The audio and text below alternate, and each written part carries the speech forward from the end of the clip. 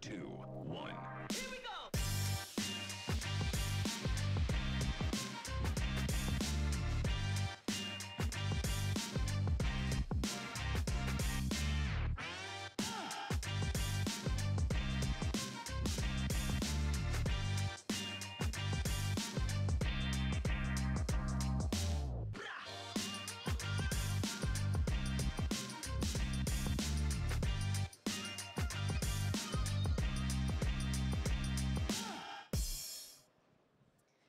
Rebonjour à tous, merci d'être avec nous. On se retrouve pour une nouvelle conférence après avoir parlé réutilisation des eaux usées non traitées. Ce matin, nous allons parler des micropolluants, enjeux et solutions innovantes. Une conférence qui est pilotée par le pôle Aquanova et on les remercie pour ce montage de cette conférence. Alors on le sait, les micropolluants sont partout dans notre environnement, dans notre eau, dans nos milieux aquatiques. La faute aux activités humaines, bien sûr, et on sait que malgré des concentrations souvent faibles, les effets sur la santé humaine et celle des écosystèmes naturels sont très néfastes. Hélas, il reste encore beaucoup à découvrir sur les micropolluants. Donc la connaissance et bien sûr le traitement sont des enjeux majeurs pour les années à venir. Face à cela, il y a ici dans la région une véritable démarche d'animation et sur l'ensemble du bassin Loire-Bretagne que l'on va explorer aujourd'hui. Alors on va accueillir dans un premier temps 3 intervenants, puis dans un deuxième temps, nous rejoindrons sur scène 4 porteurs de solutions. Donc je vous demande d'accueillir s'il vous plaît Cédric Moriot, chef du service exploitation direction du cycle de l'eau à Orléans Métropole, Océane Launay, du service eau et territoire, réseau de collectivités micropolluants au pôle Aquanova, et Julie Lyons, hydrogéologue au BRGM. Bienvenue à tous les 3. Installez-vous comme vous voulez et après, les porteurs de solutions nous rejoindront. Je vous informe que cette conférence est filmée. Elle va être très rythmée avec plein de présentations. Donc si vous voulez la revisionner dans quelques jours, ça se passe sur la chaîne YouTube de Cyclo. Ça vous permettra de faire pause sur les slides et de prendre bien le temps de tout comprendre. Et nous aurons des temps d'échange avec le public, questions-réponses. Donc n'hésitez pas à préparer vos questions si vous souhaitez échanger avec nos intervenants. Cédric Moriot, on va commencer avec vous. Vous allez vous représenter la métropole d'Orléans. Comment elle travaille sur ce sujet des micropolluants et quels sont les leviers que vous avez en la matière? Alors, vous l'avez vu dans la conférence précédente, les micropolluants sont prégnants dans l'ensemble des enjeux que nous avons, et notamment dans le cadre du reuse, où on avait fait plus de 150 analyses de micropolluants avant de pouvoir mettre en œuvre notre projet de reuse, et notamment l'impact qu'il pouvait avoir sur nos forages et nos captages d'eau potable. Et là, on a été plus loin dans la démarche sur l'analyse des micropolluants sur Orléans Métropole avec un projet Arome que je vais présenter rapidement, qu'on a conduit avec notre délégataire, la CERA du groupe Suez, avec l'Université de Bordeaux, avec le CNRS, avec EPOC et avec Biomae.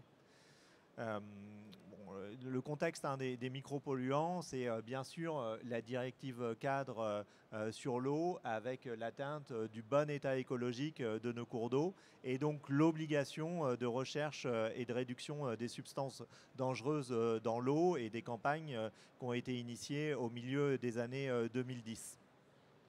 Le projet Arome, il se voulait au-delà de la démarche réglementaire que l'ensemble des collectivités peuvent avoir de rechercher les micropolluants, que ce soit sur les stations, et une fois qu'on a des seuils importants sur les stations d'épuration, d'avoir un diagnostic amont obligatoire qui ont été menés. On a également été au-delà en réfléchissant finalement sur les empreintes, ce qu'on fait au quotidien et notamment quand on dératise les réseaux d'assainissement, quel est l'impact. Et puis après, on a voulu, via un diagnostic pluridisciplinaire, se poser la question de l'impact des micropolluants sur le cours d'eau de la Loire, où on a l'ensemble des rejets de nos stations d'épuration qui se rejettent dans le cours d'eau. Donc la question qui s'est posée, c'est d'étudier l'influence de la métropole d'Orléans, donc une métropole de près de 300 000 habitants, sur l'un des principaux fleuves, et de savoir l'activité anthropique qu'on a entre l'amont et l'aval. On la mesure souvent par rapport au rejet physico-chimique. Et qu'en est-il par rapport à la démarche micropolluant? Et est-ce qu'on vient contaminer et à quel niveau on vient contaminer la Loire? Donc pour ça, on a croisé vraiment la présence et l'impact d'un large spectre de micropolluants, organiques, métalliques, pharmaceutiques, historiques et émergents. Et on est venu compléter avec une approche cette fois-ci sur des bioessais. Donc concrètement, 146 mesures de micropolluants recherchées, les pesticides, dont on a beaucoup parlé ces dernières années, mais également ce qui fait la une de l'actualité depuis le début de l'année, c'est les PFAS, les per- et polyfluoroalkylines de substances. On s'est aussi intéressé aux métaux et aux composés pharmaceutiques. Et derrière, on est venu mesurer avec des biocapteurs les effets sur la survie, sur la perturbation de l'alimentation et sur la bioaccumulation qu'on peut avoir. Finalement, quel effet cocktail on peut avoir dans l'influence de ces micropolluants. Donc vous avez ici la présentation de notre système d'assainissement où on a 4 stations d'épuration principales qui sont en bleu sur la slide qui est affichée. Et on est donc venu réaliser en amont et en aval de chaque système d'épuration des mesures de manière à pouvoir comprendre l'impact des micropolluants par rapport au fonctionnement de nos stations d'épuration. La station d'épuration de Chessy, 20 000 équivalents habitants. Celle de la source, 90 000 équivalents habitants qui était présentée dans la conférence précédente. Hilaro, la station d'épuration de l'Hilaro, 95 000 équivalents habitants. Et la plus grosse station d'épuration qu'on a qui vraiment collecte l'ensemble du nord de la métropole, c'est la station d'épuration de la Chapelle Saint-Mémin. 400 000 équivalents habitants, 14 millions de mètres cubes traités chaque année. Donc, on a réalisé ces 4 campagnes d'échantillonnage avec l'objectif de mesurer et en période d'étiage et en période de haute eau ces analyses chimiques. Et on a fait en complément 2 campagnes de biosurveillance par encagement et exposition des gamarres. Alors les gamarres, c'est des petites crevettes qui vont permettre de bioaccumuler l'ensemble des effets cocktails qu'on peut avoir sur le milieu naturel. Donc la stratégie initiale, une campagne d'étiage et une en haute eau. Pourquoi on dit stratégie initiale? C'est parce que vous avez habituellement l'ensemble de la chronique de la Loire et vous voyez en 2022-2023, et ça a été rappelé, on s'est retrouvé en période d'étiage quasiment toute l'année sur la Loire liée aux conditions climatiques. Ça ne serait plus le cas aujourd'hui. Et donc, on s'est retrouvé avec des prises d'eau les 2 fois sur des étiages plutôt sévères à 82 mètres cubes secondes entre le 17 mai et le 7 juin 2022 et à un étiage également qu'on a connu au mois de novembre puisqu'on est entre 70 et 140 mètres cubes secondes uniquement sur la Loire pour un débit moyen qui est à 328 mètres cubes secondes. Le protocole d'exposition des gamarres et des mesures d'effet qui est rapidement rappelé dans ce slide. On vient prélever les gamarres dans un élevage, on les conditionne dans un laboratoire, on vient calibrer et encager ces gamarres de manière à les exposer. D'abord pendant 7 jours pour le test d'alimentation et ensuite pendant 21 jours pour le test de bioaccumulation, notamment par rapport aux effets cocktails et par rapport aux métaux. Ensuite, on vient les rapatrier et on les échantillonne au laboratoire avec une analyse et une interprétation avec un brevet qui a été développé par l'INRAE et par Biomae. Donc, vous avez présenté rapidement l'ensemble des résultats globaux sur l'ensemble des micropolluants. Bon, ce qui frappe, c'est qu'effectivement, on voit les micropolluants qui sont rejetés au niveau des différents points de prélèvement, mais on a une baisse des concentrations à l'aval. Vous avez le schéma qui est rappelé et nos positions de nos stations d'épuration. Donc, à gauche, entre P1 et P2 chez SI. Ensuite, la source, l'Hilaro et enfin la Chapelle Saint-Hémin. et vous avez finalement une baisse de la concentration sur l'ensemble des micropolluants, pesticides, pharmaceutiques, PFAS, qui sont présentés, ou alors que ce soit sur les métaux lourds sur la gauche de l'écran. Les métaux, les organiques. Et donc, on a un apport massif d'eau et une dilution. Pour le BRGM qui doit être présent dans la salle, hein, ce n'est pas une surprise, et notamment avec l'apport de la Loire souterraine et donc le système de karst qui a aussi été évoqué sur la globalité et qu'on se figure bien à travers ce schéma. Donc si on a les résultats détaillés sur les micropolluants qu'on peut voir, on retrouve à chaque fois l'ensemble de ces pics, même si néanmoins, hein, si on regarde dans le détail entre le P1, P2, P3, P4, P5, P6, P5, P6, vous voyez l'impact du rejet de la station d'épuration de La Chapelle-Saint-Hémin sur des molécules comme le strontium.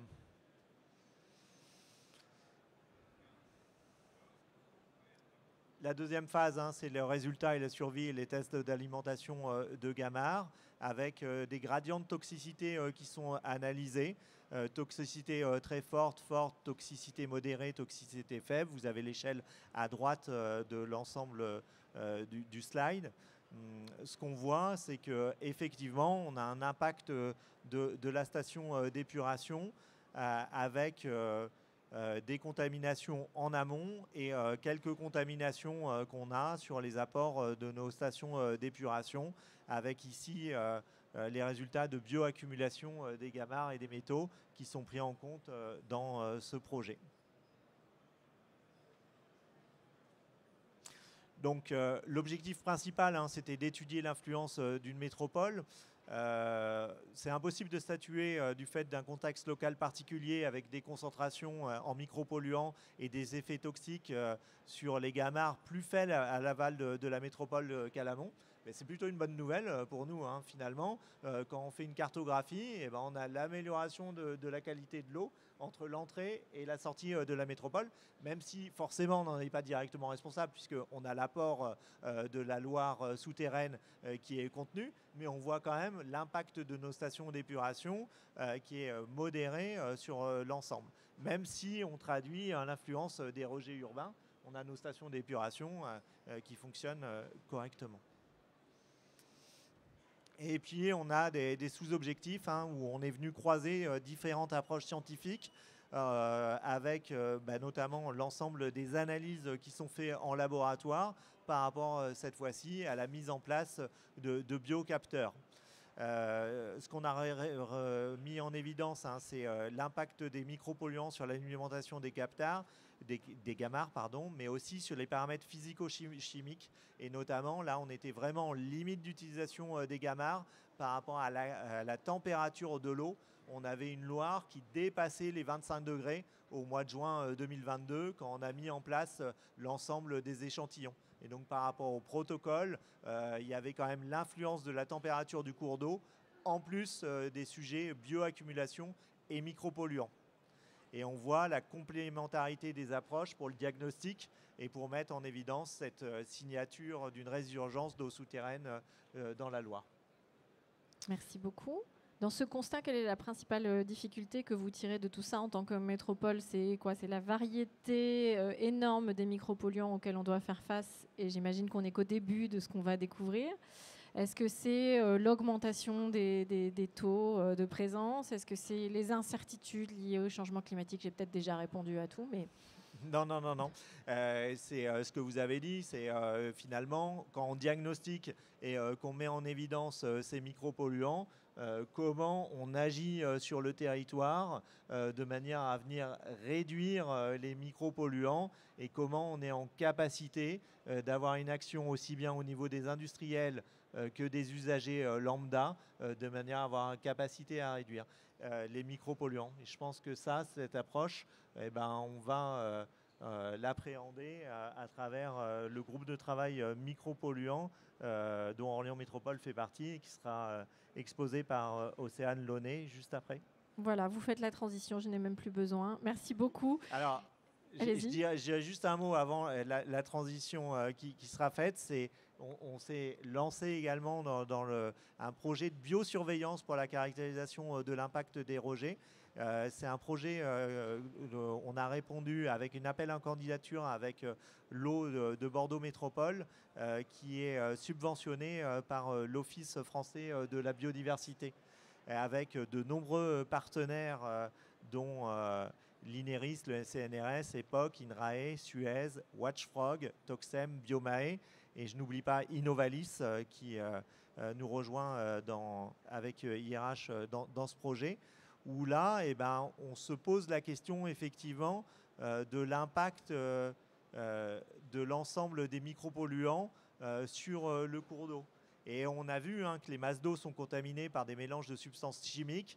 Et l'idée, c'est vraiment d'appréhender les substances chimiques et d'appréhender les concentrations ainsi que la toxicité pour les organismes aquatiques. Et donc, à travers cette fois-ci, une appréhension de nos rejets, qu'elles soient rejets d'eau pluviale ou rejets d'eau de station d'épuration.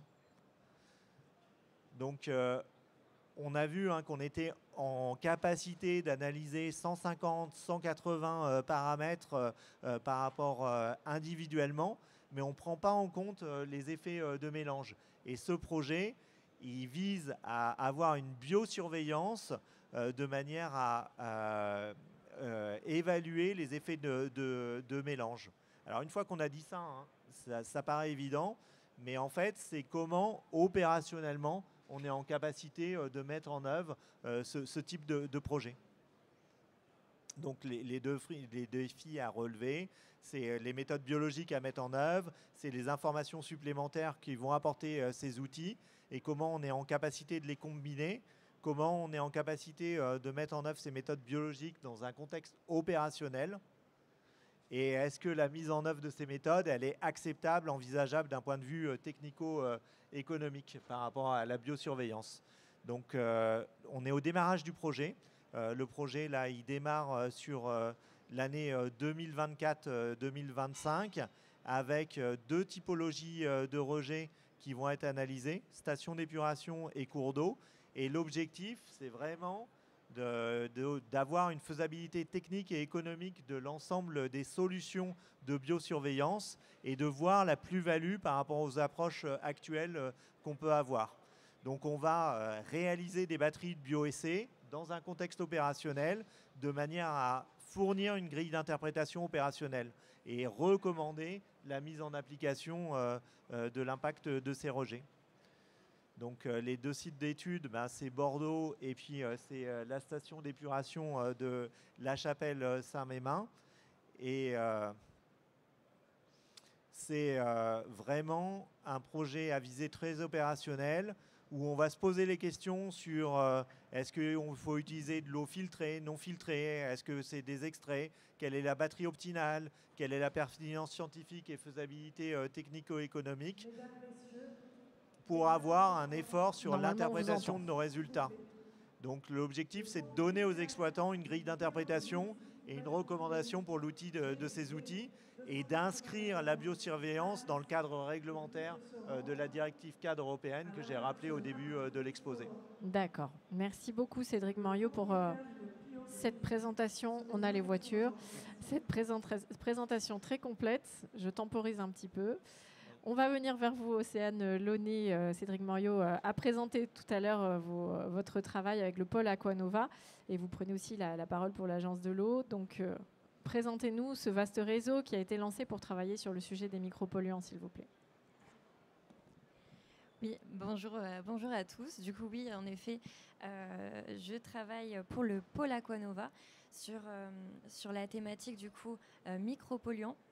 Alors, je vais juste revenir assez brièvement sur qu'est-ce que le pôle, puisque en effet, nous sommes un pôle de compétitivité, donc c'est assez particulier, en tout cas pour nos étudiants qui sont ici. Je pense que vous ne connaissez pas ce genre de structure, donc c'est une structure assez associative qui du coup rassemble des acteurs sur un même sujet, sur un même territoire. Et donc, ces acteurs vont travailler sur sur le sujet, ce qui nous concerne, c'est l'eau.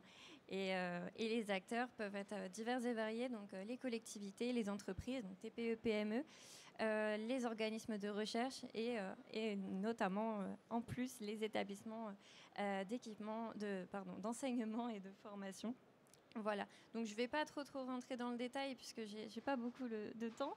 Mais voilà, en fait, nous, ce qu'on va vraiment faire, c'est vraiment animer l'écosystème dont j'ai pu vous parler, donc vraiment ces acteurs, les animer, les accompagner aussi sur des projets innovants. Les aider aussi à monter des projets sur les subventions européennes et en plus les faire développer à l'international. Voilà, je vais aller très brièvement. On reprend les thématiques que vous connaissez déjà, en tout cas en lien avec l'eau, donc sur la quantité, sur les qualités, la connaissance et partage et l'aménagement des risques. Bon, je ne vais pas m'étaler là-dessus, j'ai pas beaucoup de temps. Mais voilà, notre stratégie du coup c'est vraiment de renforcer aussi l'écosystème qu'on a et d'ajouter aussi les collectivités car c'est pas forcément, en tout cas dans les pôles, on n'ajoute pas forcément les collectivités et c'est vrai que nous en ayant pas mal d'entreprises au sein de l'écosystème, ajouter aussi les apporteurs de solutions avec les collectivités et même les collectivités entre collectivités, c'est vraiment un plus. Donc voilà. Donc je vais continuer avec ce réseau micropolluant que j'anime. Donc qu'est-ce que c'est ? Tout simplement, je vais un petit peu succinctement vous rappeler le contexte. Donc avec cette adoption de la directive cadre sur l'eau européenne qui a aussi amené donc, cette question des micropolluants déjà à l'échelle européenne, puis qui a été déclinée donc, après moult discussions en 2010 avec le plan national d'action contre les micropolluants où justement cette question RSDE est arrivée. Je vais un petit peu plus détailler ce que signifie la RSDE puisque pareil pour nos étudiants, en tout cas ceux qui ne sont pas dans le milieu, c'est vrai que ce n'est pas forcément évident. Et puis après cette réglementation, on a pu créer ce réseau financé avec l'agence de l'eau Loire-Bretagne. Voilà, donc qu'est-ce qu'est la réglementation RSDE ? Tout simplement, cette réglementation, ce plan national a imposé aux collectivités de plus de 10 000 équivalents habitants, donc on va dire les moyennes collectivités à très grosses, devaient été imposé justement de travailler sur les micropolluants qui pouvaient trouver à l'aval et à l'amont et à l'aval des stations d'épuration. Puis dès 2016, ça a été complété justement avec un diagnostic sur le territoire. Donc savoir qui sont les émetteurs, en tout cas quelles sont les zones pour après plus tard trouver les émetteurs. Donc voilà. Cette réglementation est assez dense, surtout que les collectivités n'avaient pas forcément les compétences au sein de leur collectivité. Donc voilà, c'est pour ça aussi que du coup, ce réseau, ce groupe de travail, tout ça a été créé, puisqu'on sait très bien que les collectivités, ils ont aussi besoin de partage d'expérience, ils ont aussi besoin d'avoir des retours d'autres collectivités qui sont plus ou moins avancées. Et même ceux qui sont moins avancés, ils ont aussi des idées. Donc, il faut aussi leur trouver une possibilité comme ça. Donc, pour donner un petit peu des clés, en tout cas, en 2023, il y avait 190 collectivités sur le bassin Loire-Bretagne qui avaient des stations au-dessus de 10 000 équivalents habitants. Pardon. Et on avait du coup 55% des collectivités qui avaient pu réaliser les campagnes d'analyse RSDE. Et 21% des collectivités qui étaient en cours ou qui avaient déjà réalisé le diagnostic amont. Donc c'était assez peu. On avait bien compris, en tout cas avec l'agence, on avait bien compris qu'il y avait quelque chose à faire là-dessus. Et ça a été aussi un des besoins qui avait été remonté aussi à l'agence. Donc voilà. Donc ces objectifs, parce que du coup, lorsqu'on a monté cette mission, l'objectif, c'était donc proposer le partage d'expériences, autant, ça peut être très très large le partage d'expériences, mais du coup c'est vraiment savoir les stratégies que par exemple Orléans Métropole a pu mettre en place sur leur territoire et puis les échanger avec des collectivités qui étaient également sur le territoire Loire-Bretagne, puisque forcément, en fait, chaque agence a aussi son fonctionnement, donc c'est aussi intéressant d'avoir d'autres retours là-dessus. Diffuser aussi les connaissances et aussi mutualiser les moyens. Comme a pu le dire Cédric Morio, en fait, justement, ce groupe de travail qu'on a pu mettre en place ces derniers temps, c'était aussi, voilà, est-ce qu'on ne pourrait pas mutualiser les moyens tous ensemble pour éviter le surcoût en fait que engendrait justement le travail collectivité par collectivité. Donc la cible de ce réseau, c'est vraiment les collectivités qui sont supérieures à 10 000 équivalents habitants, puisqu'en fait tous ceux qui sont en dessous, ils ne sont pas assujettis à cette réglementation. Voilà. Pour un petit peu vous donner les clés de lecture, la mission, en tout cas la mission du pôle, elle est subventionnée à 50% par l'agence de l'eau Loire-Bretagne pour justement amenuiser un petit peu le tarif par collectivité. Et puis le reste en fait, de la mission, c'est payé par les collectivités, pour vous donner un petit peu les clés de lecture.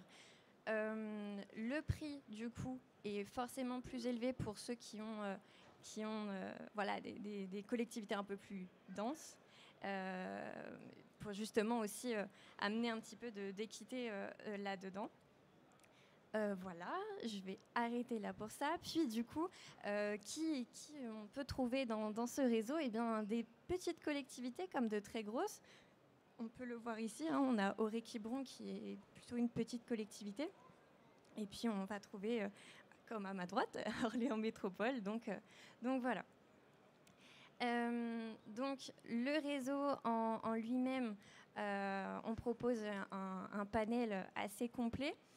Autant de l'animation de réseau avec des réunions, des visites de terrain, des journées techniques, mais aussi une façon d'ajouter aussi un retour d'expérience autrement avec une plateforme collaborative où justement en fait c'est une FAQ tout simplement où ils pourront totalement répondre aux questions des uns et des autres. Il y a également une newsletter où justement il va y avoir de la réglementation, de la production de documents. Tout ça va être notifié par exemple dans les newsletters. Et puis en plus, nous avons la possibilité de répondre directement aux aides, des aides demandées par les collectivités. Donc ça peut commencer par, nous avons un poste à pourvoir, j'aimerais bien que vous relisiez sur la thématique assainissement et RSDE, bien sûr.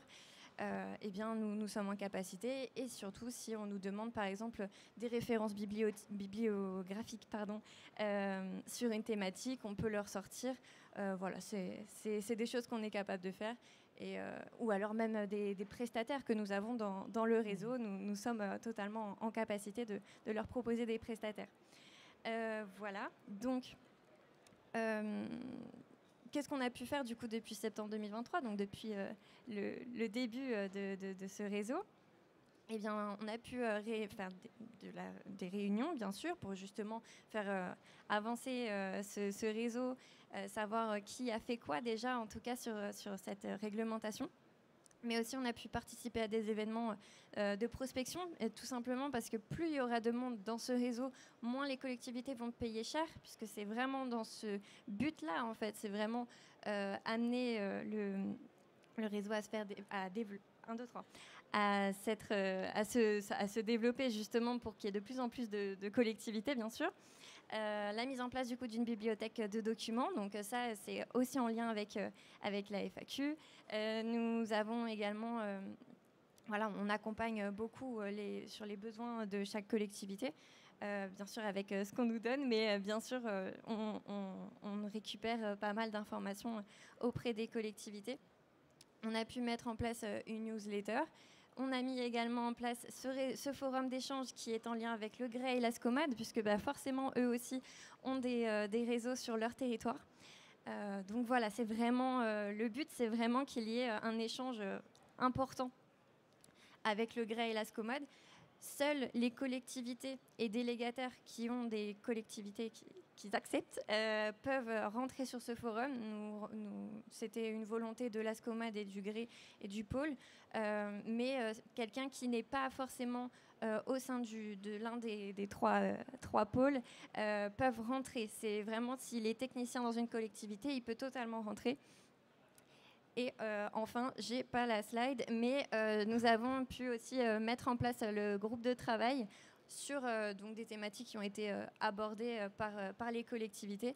Donc dernièrement, nous avions un petit groupe de travail à Pornic où on a eu plusieurs en tout cas demandes des collectivités. Donc ça va être bientôt validé par les collectivités eux-mêmes pour justement travailler dessus plus tard. Voilà. Merci beaucoup Océane Launay. 1 an de travail et plein de perspectives pour l'avenir. C'est très rythmé, donc on continue tout de suite avec vous, Julie Lyons, pour le BRGM. Vous aussi, au BRGM, vous participez sur un grand projet sur cette question des micropolluants. Merci. Puis merci donc au Pôle Aquanova de me donner l'opportunité de présenter ce projet. Donc, je suis hydrogéologue au BRGM et je coordonne donc, le projet H2020 Promises. Donc, rapidement, une petite fiche d'identité sur ce projet. C'est un projet qui regroupe 27 partenaires de 9 pays. Alors bien évidemment, il y a des partenaires, des gros partenaires et des petits partenaires. Il y a des partenaires qui sont universitaires, il y a des organismes publics. Il y a des PME fournisseurs de solutions et également des fournisseurs d'eau. Ce projet va se finir en avril 2025 après 3 ans et demi de travail. Et nous sommes financés donc, par l'Europe dans le cadre du Pacte vert et notamment donc, sur une ligne innovative, systémique, Zero Pollution Solutions to Protect Health, Environment and Natural Resources from Persistent and Mobile Chemicals. Donc persistant et mobile. Derrière ça, il y a entre autres les PFAS, donc les perfluorés, dont on a commencé à parler précédemment. Donc dans ce projet, donc sur cette ligne-là, l'Europe finance 3 gros projets, dont le nôtre. On a tous un gros focus donc, sur les PFAS, puisque ces dernières années, la préoccupation et la problématique des PFAS a vraiment émergé et de gros moyens de recherche sont mis en place. Et puis en parallèle, le plan PFAS au niveau national, donc également au niveau politique. Dans le projet Promises, donc nous l'avons monté en 2020. Nous avons pris l'angle d'attaque de la problématique donc persistant et mobile. Ça veut dire que ces polluants vont se disséminer partout dans l'environnement et notamment donc, dans le continuum eau, sol, sédiments. Ces perfluorés et polyfluorés alkylés vont pouvoir avoir différentes voies d'exposition, voies de dissémination dans l'environnement du fait de leurs usages très divers. D'une part, la fabrication et l'utilisation par l'industrie et la production de biens de consommation qui vont amener à une contamination par les PFAS de nos déchets, de nos eaux usées, et également un usage non négligeable qui est la présence de PFAS dans certaines mousses anti-incendie pour les incendies de classe B. Ceci donc amène à des contaminations directes ou indirectes de l'environnement et notamment donc, de notre continuum eau, sol, sédiments. Le fait qu'ils passent les barrières de l'environnement, ça veut également dire qu'ils vont passer les barrières de traitement que l'on va appliquer. Et donc, dans ce projet-là, nous avons identifié, nous étudions 5 voies d'économie circulaire qui vont concerner la réutilisation de ressources naturelles. Donc, nous avons différents cas d'études dans le projet. Nous avons d'abord une voie qui est liée au cycle semi-fermé pour l'approvisionnement en eau potable, donc à l'échelle urbaine et du bassin versant. C'est un cas d'étude notamment sur la ville de Berlin, où ils prélèvent de l'eau en nappe, eau qui est drainée depuis le cours d'eau. Donc c'est ce système de filtration de berge qui amène à produire de l'eau potable. Et donc les eaux de surface contaminées en PFAS vont être pompées et prélevées. Et il faut ensuite fournir de l'eau potable aux habitants de la ville et donc mettre en place des traitements adaptés pour abattre les PFAS pour garantir une eau potable de qualité.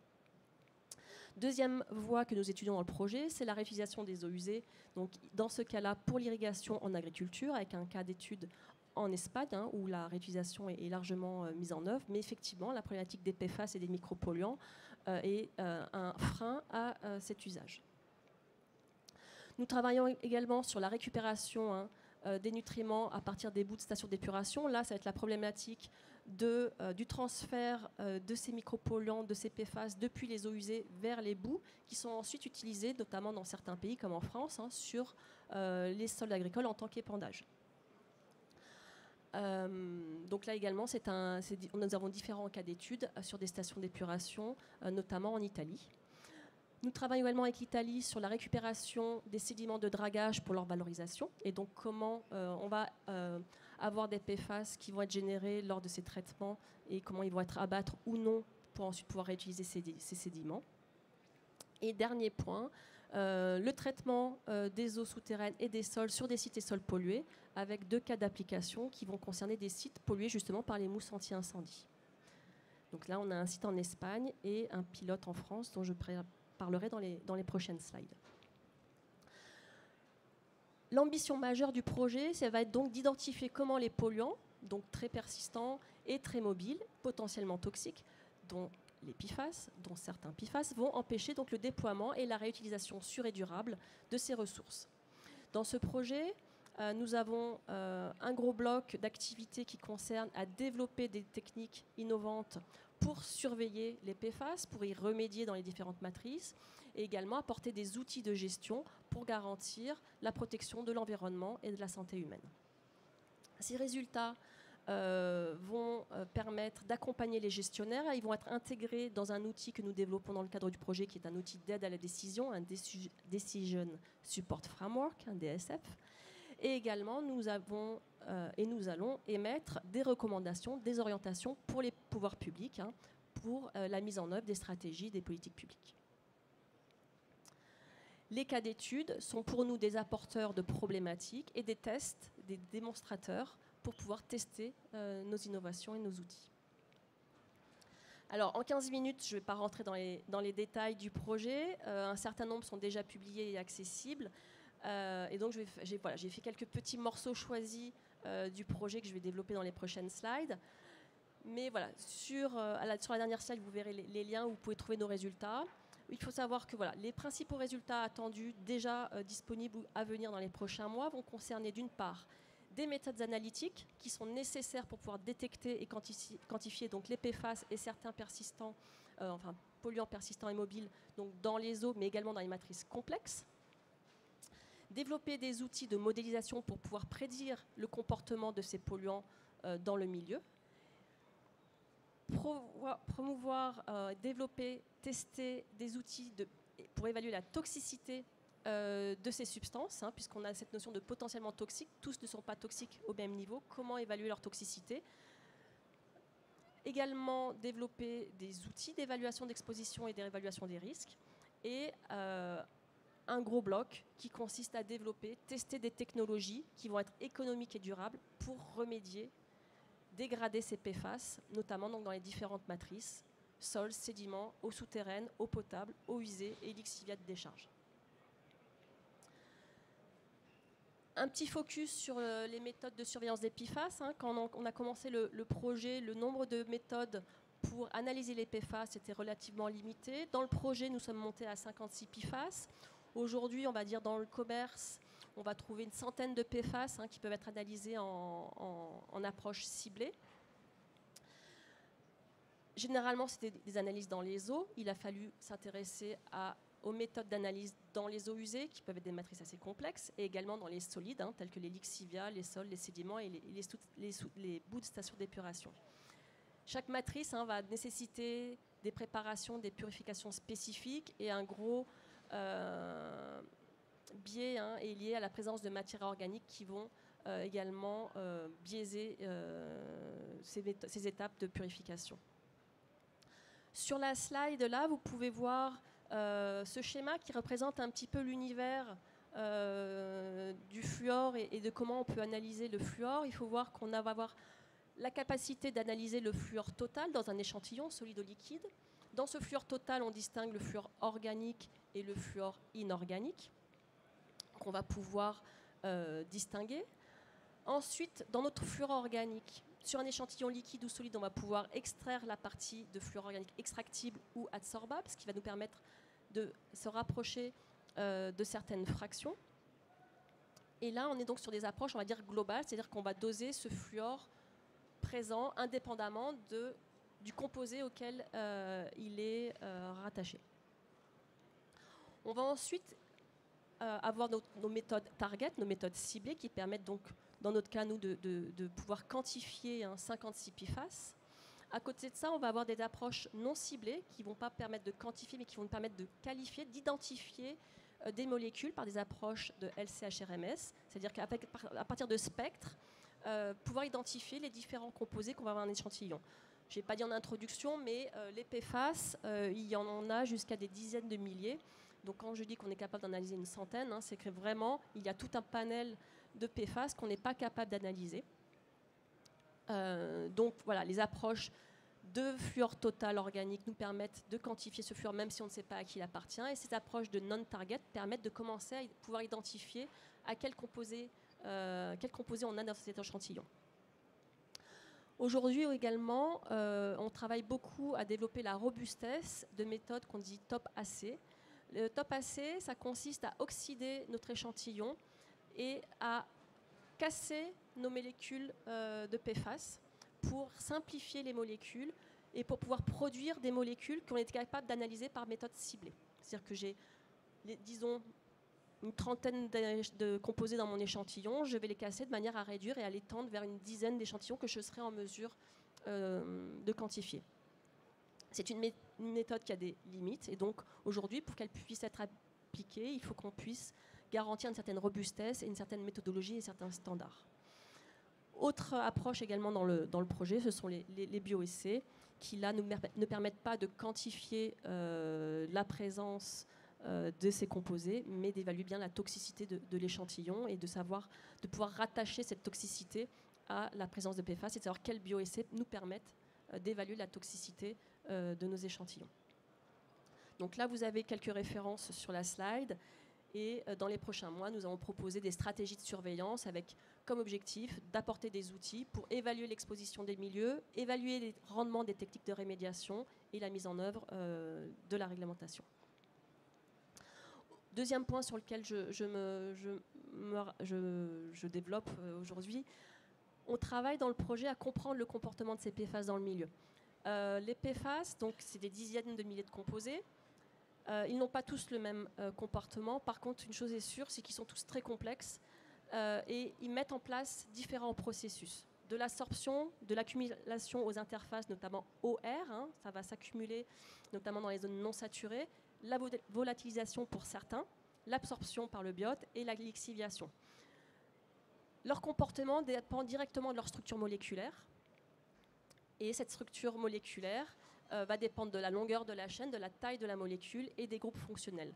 Par exemple, pour illustrer, on a ici par exemple le PFOS et le PFBS qui ont tous deux un groupe fonctionnel à base de soufre qui est similaire dans les deux cas. Le PFOS a 8 composés carbonés et le PFBS 4, donc la longueur est différente. Donc le PFBS, parce qu'il est plus petit, va être plus rapide. Par contre, si on prend le PFOS et le PFOA, les deux ont une chaîne avec 8 carbones. Par contre, leur comportement va différer parce qu'ils n'ont pas le même groupe fonctionnel. Donc on a des dizaines de milliers de composés qui ont des dizaines de milliers de comportements différents qui vont vraiment être très spécifiques et contrôlés par leur structure moléculaire. On a également de nouveaux PFAS, comme ici le HPDO-DA qui est aussi le GNX, et on voit que cette chaîne carbonée, finalement, elle est coupée au milieu par la présence d'oxygène, qui va finalement apporter un comportement différent et une faiblesse, et donc entraîner une autre évolution de ces composés dans le milieu. Donc en fait, notre travail aujourd'hui est d'être capable de savoir quels composés on a dans le milieu et quel va être leur devenir. Quelle va être leur mobilité? Est-ce qu'ils vont se sorber? Est-ce qu'ils vont migrer?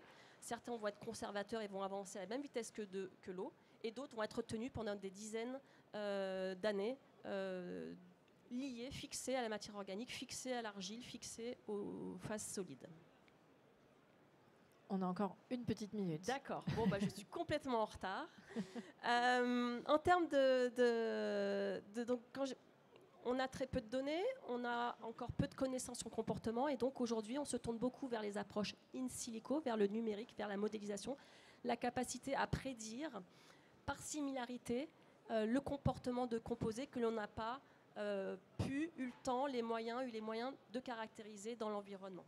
Donc ces approches QSAR, QSPR nous permettent de prédire, d'accompagner la gestion de ces sites, même si aujourd'hui on manque encore de données expérimentales. Dernière minute pour le cas d'étude que nous étudions donc à Orléans. La plateforme PRIME, c'est un pilote plurimétrique qui fait 80 mètres cubes.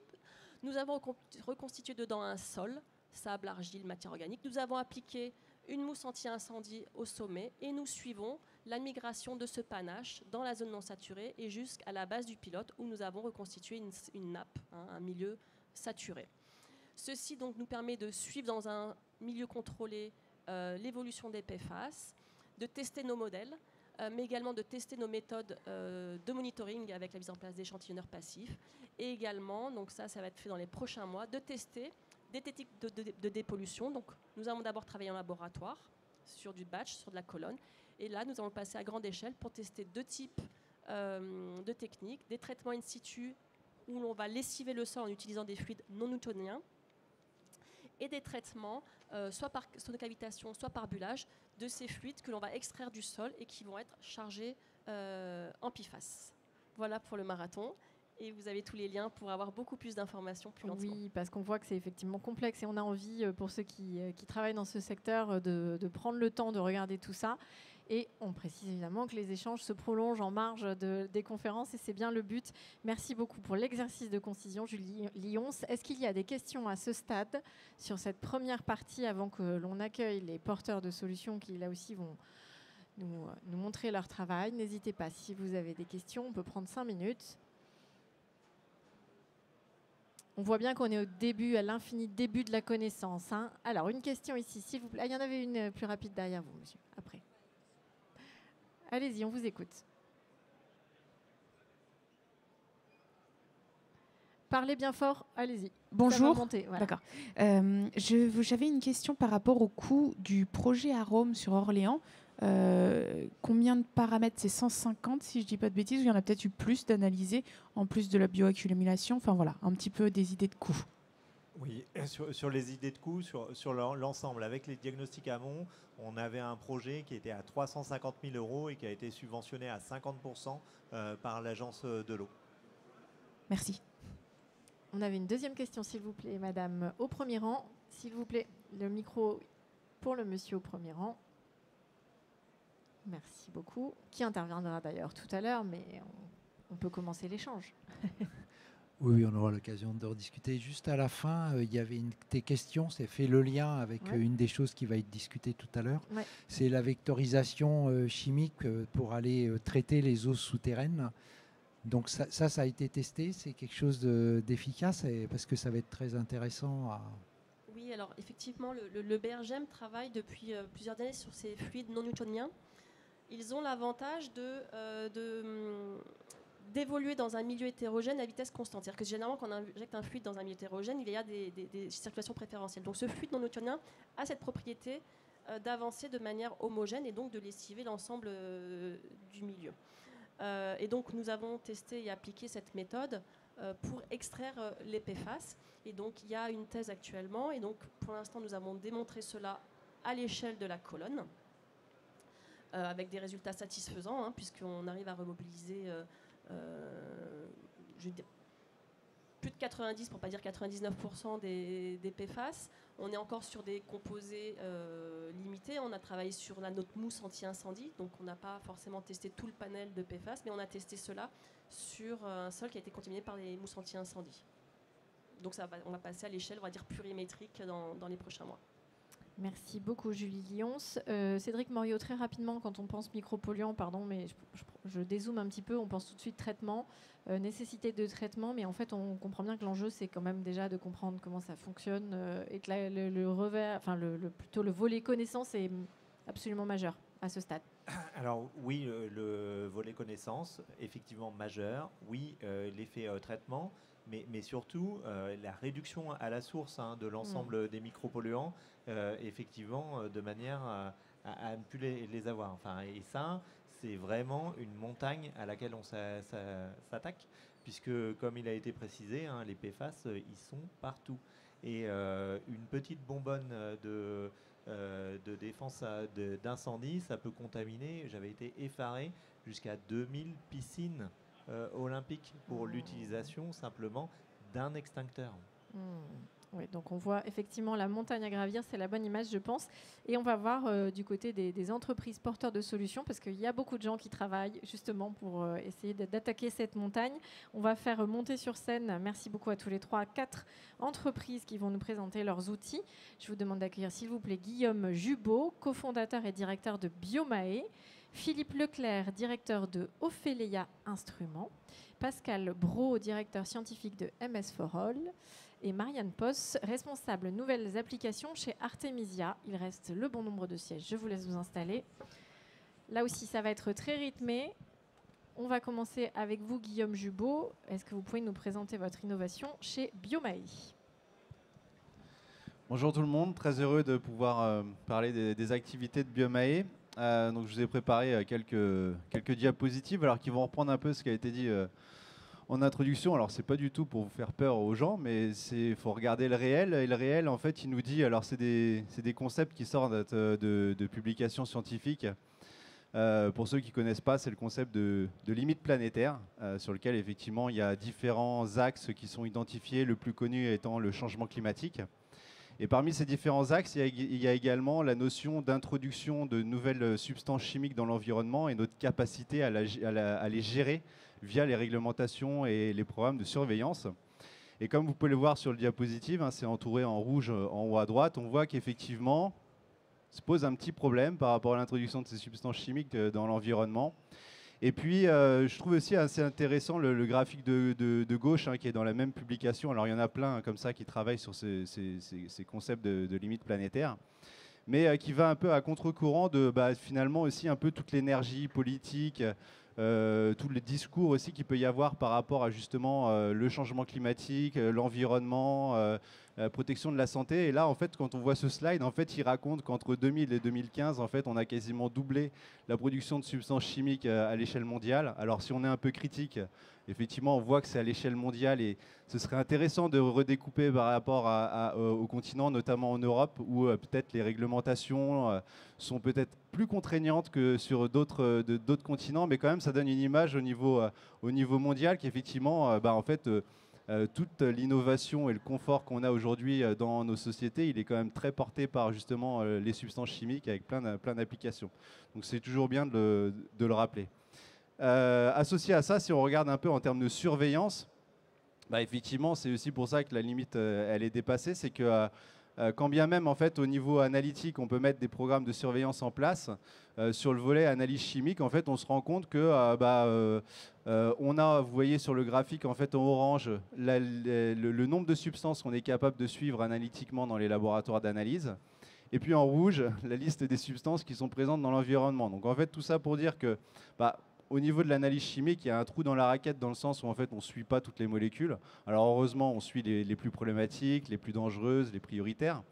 Et puis la deuxième problématique, c'est que sur les substances qui sont orange, on n'a qu'une vision très parcellaire de la toxicité des molécules. Si vous prenez, je vous encourage à prendre pas la même dose de cyanure que de sel que vous mettez dans l'assiette, mais les deux sont toxiques en soi. C'est-à-dire qu'en fait, c'est juste une question de dose et que cette connaissance, en fait, elle est très parcellaire. Je crois que ça a été identifié au niveau européen. Je crois que c'est 20% des substances qui sont bien caractérisées au niveau en termes d'exposition et de toxicité.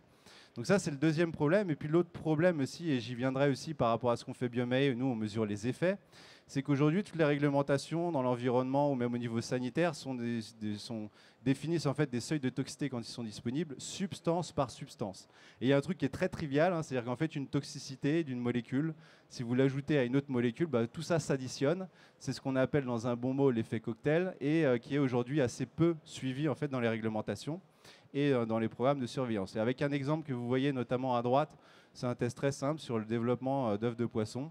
Donc vous voyez les molécules en fait sur la gauche en gris. En fait, on teste en fait des médicaments pour voir l'impact en fait sur le développement des œufs de poisson. Donc vous avez par exemple en E2, c'est l'éthénylestradiol, c'est le composé de synthèse qui rentre dans la composition des pilules contraceptives. Vous avez ici le LEV, c'est le lévothyrox, c'est un médicament qui est utilisé contre les maladies de la thyroïde.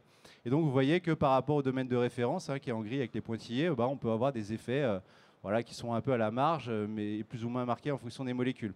Et ce qui est intéressant, c'est que quand on mélange ces substances-là et qu'on reteste aux mêmes concentrations, patatras, vous voyez à droite, en fait, on a des effets qui sont beaucoup plus marqués.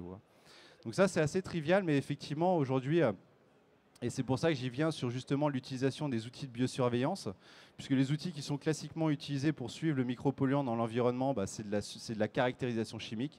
C'est-à-dire que je vais aller chercher dans un échantillon d'eau, de sédiments, la présence de ces substances est quantifiée en fait en mesurant les concentrations pour savoir où est-ce qu'on en est. Par contre, en termes d'effets, effectivement, là, on n'est pas capable de dire si c'est toxique. Il faut pour ça faire des mesures de biosurveillance. Donc il existe des tests de laboratoire qui sont utilisés depuis un certain nombre d'années, notamment parce que, associé aux réglementations dans les milieux, il y a des réglementations sur les substances où il y a besoin de faire de l'évaluation de la toxicité avant la mise sur le marché. Mais qui finalement, quand on va sur de l'expérimentation de terrain, peuvent être limités par le fait qu'en fait, c'est des prélèvements ponctuels qui sont ramenés au laboratoire. Donc, on peut se poser la question de la représentativité par rapport à un cours d'eau. On sait très bien que les concentrations, elles fluctuent au cours du temps. Et puis, par rapport à des possibles modifications de l'échantillon, entre le moment où il est prélevé et ramené au laboratoire, ça peut modifier les caractéristiques physico-chimiques et mieux modifier notamment la biodisponibilité des substances qui sont présentes dans l'échantillon. Donc associé à ça, ces dernières années, il y a des approches qui sont développées donc, dans le milieu, avec des approches qu'on appelle dites passives, qui sont basées sur le prélèvement d'organismes autochtones dans le milieu. Il y a des grands projets, notamment en milieu marin, où en fait, on fait des suivis sur des moules ou sur des huîtres pour caractériser en fait, les niveaux de contamination. Mais là, la limite, c'est quand on revient sur des milieux continentaux, c'est pas toujours évident de trouver une espèce qui est à la fois présente dans des petits torrents de montagne et dans des canaux. Et donc, on est limité à la présence ou à l'absence de ces espèces, Donc, c'est dans ce contexte-là que plus récemment, il y a des approches qui se sont développées, qui sont dites des approches actives, qui sont basées en fait comme au laboratoire sur des productions d'organismes d'essai au laboratoire, mais qui, au lieu d'être exposés au laboratoire, vont être exposés directement dans le milieu, ce qui permet d'avoir des expositions dans le temps, parce qu'on peut faire des expositions prolongées, et qui va justement permettre en fait, d'avoir une meilleure calibration des organismes, puisqu'en fait on est vraiment sur une production de laboratoire, donc on va vraiment être capable de calibrer des thermomètres, entre guillemets, des thermomètres biologiques qu'on va mettre dans le milieu. Donc ces approches-là nécessitent par contre effectivement d'aller jusqu'à la définition de valeurs de référence, parce que quand on est au laboratoire, tout va bien, on maîtrise tout l'environnement sauf la concentration du polluant. C'est pas la même chose quand on est dans une rivière.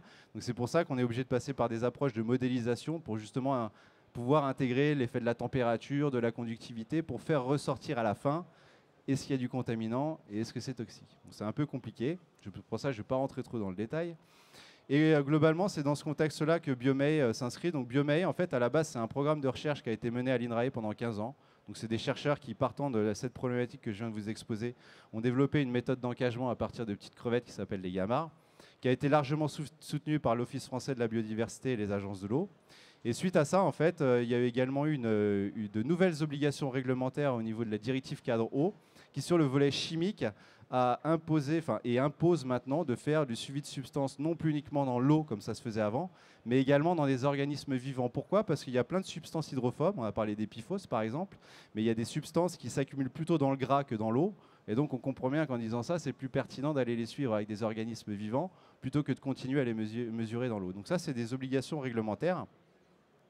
Et puis de cette opportunité-là et du fait que les agences s'y poussaient à ce que l'outil développé par l'INRAE soit déployé à large échelle, BioMAE s'est créé il y a 10 ans dans le but d'industrialiser cet outil de recherche et de pouvoir le déployer à large échelle sur tout le territoire français. Donc tout ça, ça nous a poussé aussi à rentrer dans la normalisation, parce que qui dit réglementation, c'est aussi très soutenu par les instances de normalisation et que ça nous a poussé depuis 2018 à normaliser l'ensemble des méthodes qui sont proposées par le laboratoire. Et donc depuis 2018, notamment pour les agences de l'eau, on fait de la surveillance large échelle pour les 6 agences de l'eau en lien avec une note ministérielle qui impose l'encagement de gamars pour le suivi de ces substances dangereuses. Donc rapidement sur la méthodo, en 5 étapes, donc on est producteur de crevettes. Alors on ne fait pas de la booba gump, mais c'est des petites crevettes qui font 2 cm. Donc on les élève dans les bassins d'élevage que vous voyez sur la photo. Ensuite, on a tout un process, c'est l'étape 2 et 3 de préparation des organismes au laboratoire avant de faire les essais. Et puis, comme ça a été présenté dans la présentation précédente, ensuite, on expose des organismes directement sur site. Et puis ensuite, on fait des analyses. Donc, on fait 2 types d'analyses. On fait soit des analyses de bioaccumulation, donc on va mesurer l'accumulation de substances chimiques, soit des mesures d'effet. On va vraiment mesurer l'effet cocktail des substances avec des réponses simples, hein, comme la mortalité, le comportement, l'effet sur la reproduction, l'effet sur l'ADN, l'effet sur le système nerveux. Donc je passe un peu vite parce que, bon, pas rentrer trop dans le détail, c'est pas ça le plus important. Ce qui est intéressant, effectivement, c'est ça. Ça donne une image de ce qui est réglementaire aujourd'hui avec l'utilisation de l'encagement de gamma. Vous voyez à gauche, en fait, les substances prioritaires définies par l'Europe et qui doivent être suivies en fait, dans des organismes vivants. Et puis à droite, un exemple de ce qui est fait par Biomae pour les agences de l'eau. On a fait plus de 7000 engagements de gamma depuis 2018 au niveau national. Et puis on travaille notamment sur les PFOS, puisque c'est un des paramètres réglementaires qui doit être suivi dans le biote, qui permet effectivement de faire de la comparaison spatiale des niveaux de contamination par rapport à ce type de substances. Donc ça, c'est l'application chimique qu'on a, nous, développée aussi de notre côté pour sortir un peu du giron réglementaire et d'aller plus loin dans les substances, parce que le réglementaire, c'est 15 substances. Donc nous, on a essayé d'aller un peu plus loin pour justement intégrer un diagnostic de la contamination sur une centaine de substances, avec des pesticides, des perfluorés, des retardateurs de flammes, des médicaments, qui nous permettent, alors soit à large échelle au niveau des agences, mais aussi sur des rejets de stations d'épuration, par exemple, de caractériser en fait les niveaux de contamination pour un certain nombre de polluants. Donc là, on reste encore dans la chimie, mais on fait aussi des mesures d'impact sur la toxicité, donc pareil au niveau des agences ou des rejets, où effectivement on a développé avec l'INRAE et les agences de l'eau des grilles de toxicité au niveau national qui permettent aux gestionnaires de manière simple de lui dire c'est bleu ou c'est rouge. C'est un peu plus simple que lui dire le taux de consommation de feuilles en millimètres carrés par individu par jour. Voilà, donc on a essayé de transcrire ça de manière simple, même si derrière effectivement ça reste une approche très scientifique et très validée, quoi. Voilà, et puis globalement, bon, alors ça c'est une présentation... c'est un article qu'on a publié récemment dans la revue TSM, qui est associée à l'association de l'AST, qui fait un retour d'expérience assez conséquent, parce que c'est 4 ans de suivi, 15 campagnes de mesure sur 50 stations. On a déployé l'ensemble des marqueurs de toxicité, parce qu'effectivement, aujourd'hui, il y a un effort de pédagogie par rapport à ces outils-là, qui ne sont pas réglementaires, mais on sent bien qu'au niveau européen et français, il y a beaucoup de démarches qui se mettent en place et que progressivement, ça va venir dans la surveillance.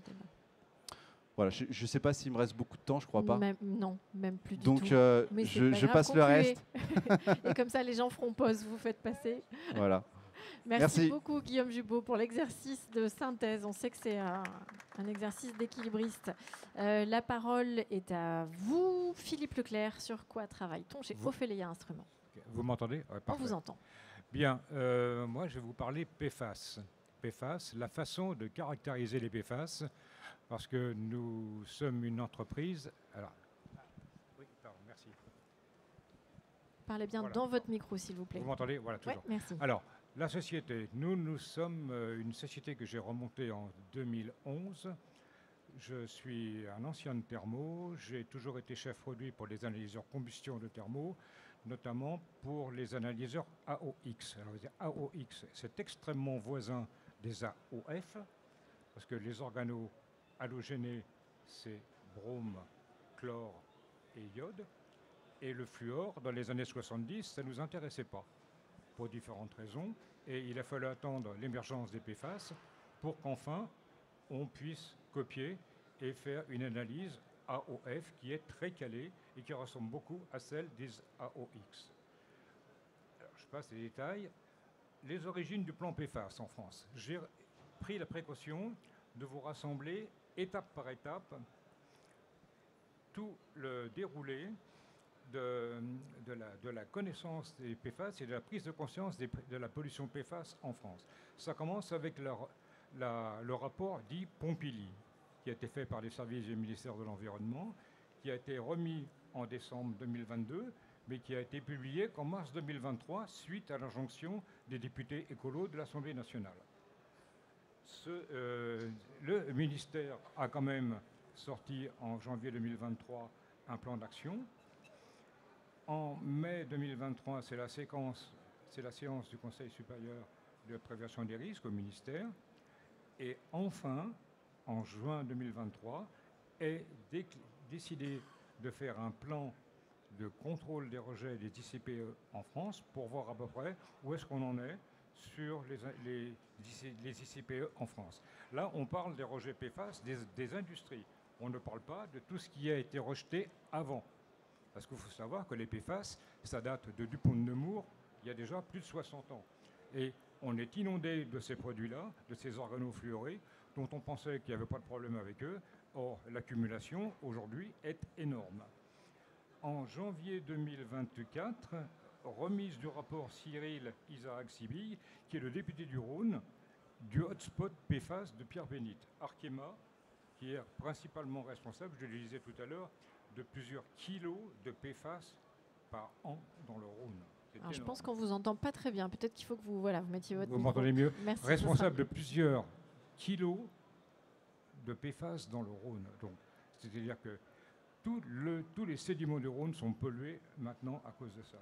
Avril 2020, donc, ce rapport, il est disponible si vous voulez le voir en tapant les mots-clés, ces rapports Cyril Isaac-Sibille, PFAS, ça sort tout seul. Et en avril 2024, suite à ce rapport, l'actualisation interministérielle, ce coup-ci, est mise en place. Alors nous travaillons dans le cadre de ce plan, dans l'axe 1, caractérisation de méthode, action et sous-action. Alors, on travaille dans les eaux, dans les emballages alimentaires et dans tous les produits dans lesquels il y a des PFAS et qui sont énormes. Il y en a partout. Pardon, dans le mauvais sens. Voilà. Donc, la campagne qui a été faite l'année dernière, à partir de juin, comporte une méthode indiciaire, AOF, avec une limite de quanti à 2 microgrammes par litre. Alors, la méthode AOF, c'est la copie des méthodes AOX, comme vous le disiez. Mais attention, en analyse AOX dans les matrices d'eau usée industrielles, alors je travaille pour des traiteurs de déchets, on a des effets de matrice dans les eaux usées qui sont tellement énormes qu'on ne peut même pas faire une analyse AOX classique. On est obligé de passer en méthode SPE. Alors, qu'est-ce que c'est que la SPE? C'est une méthode préparatoire qui permet de se débarrasser de la matrice. Or, ce qui se passe déjà cette année avec la mise en place des normes DIN et de l'ISO, c'est que c'est la méthode par colonne qui a été prise. Or, la méthode par colonne, pour faire un bilan PFAS dans le milieu, eh ben, ce n'est pas forcément la meilleure méthode. Bon, moi, je dis ça en tant que prestataire, parce que je vends des analyseurs AOF, mais après, on verra ce que ça fait.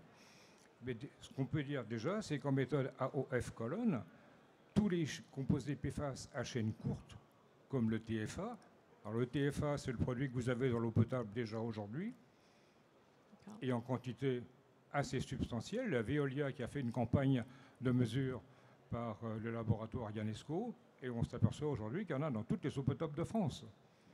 Et à des concentrations dans certains coins très importantes. Vous avez des clusters de cancer du cerveau à côté de Salindre. Je me demande jusqu'à quand où il va falloir aller avant que la prise de conscience soit prise.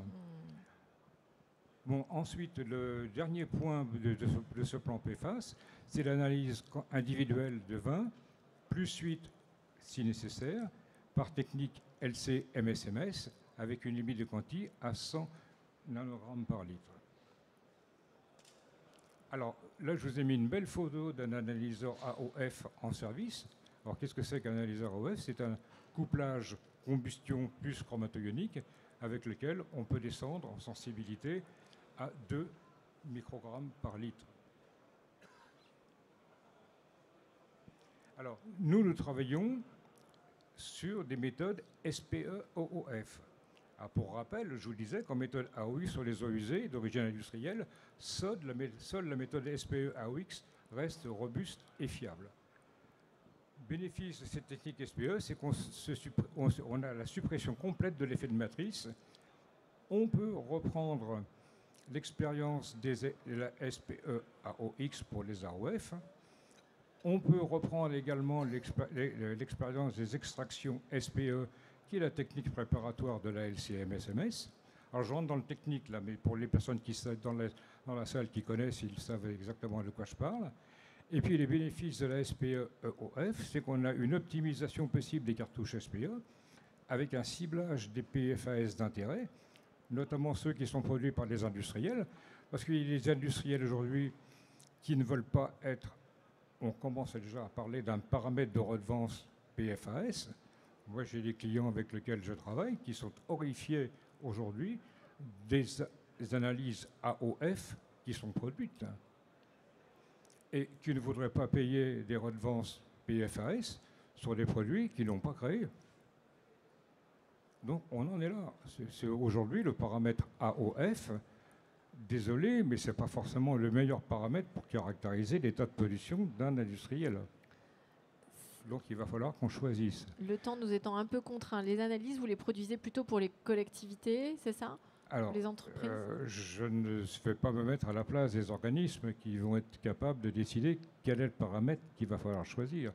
Moi, je suis simplement vendeur de solutions pour caractériser des PFAS. Je dis simplement aujourd'hui que la technique SPE-AOF pourrait donner, on a besoin de valider par l'expérimentation, c'est la raison pour laquelle aujourd'hui j'ai mis à disposition au Centre technique du papier à Grenoble un appareil de démonstration avec lequel on travaille actuellement sur les emballages alimentaires. Parce que les emballages alimentaires, c'est pareil, c'est bourré de PFAS. Et tous les petits déjeuners de vos enfants du matin qui sont dans les emballages avec des papiers magnifiques, c'est très beau, mais tous les matins, vos enfants s'empoisonnent avec ça.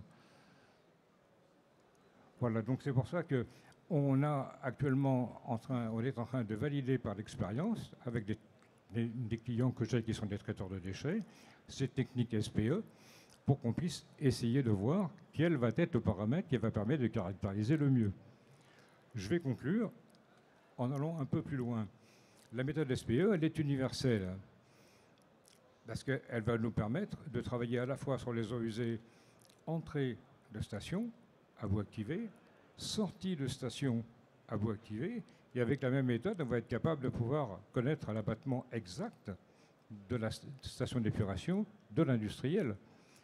Ensuite, on parlait tout à l'heure d'eau réutilisée. Oh, attention de ne pas remettre, il va falloir casser quand même le cycle. On ne va pas pouvoir continuer il va falloir casser ce cycle et éviter qu'on aille remettre des PFAS dans les sols cultivés avec les bouts de station d'épuration, y compris pour les eaux qu'on va réutiliser. Donc, on a parlé des PFAS pour les industriels. On a oublié de citer un énorme, comment dirais-je, ajout de PFAS qui se produit actuellement par an. Toutes les surfaces cultivées de blé, d'orge et de colza sont traitées avec des herbicides organofluorés. Ça fait des milliers de kilos qui sont épandus par an. On voit bien, effectivement, on parlait tout à l'heure de montagne qui nous attend et on comprend bien. Je suis désolée, je vais vous demander de finir la conclusion pour l'enchaînement. Je finis là-dessus. On est en train de travailler actuellement avec des gens pour trouver des filières différentes pour les bouts de stations d'épuration. Parce que c'est là où tout va se faire, où tout le travail doit être fait demain pour dépolluer les PFAS. Et c'est là où on va avoir un exutoire magnifique pour ressortir tous ces PFAS de l'environnement dans lequel on vit tous les jours. Voilà, moi j'ai fini. Merci beaucoup et je pense que les échanges pour les techniciens, parce qu'on touche des points très techniques, se poursuivront également en marge. On ne peut hélas pas tout dire. On continue avec vous, Pascal Brault, chez MS for All. La parole est à vous.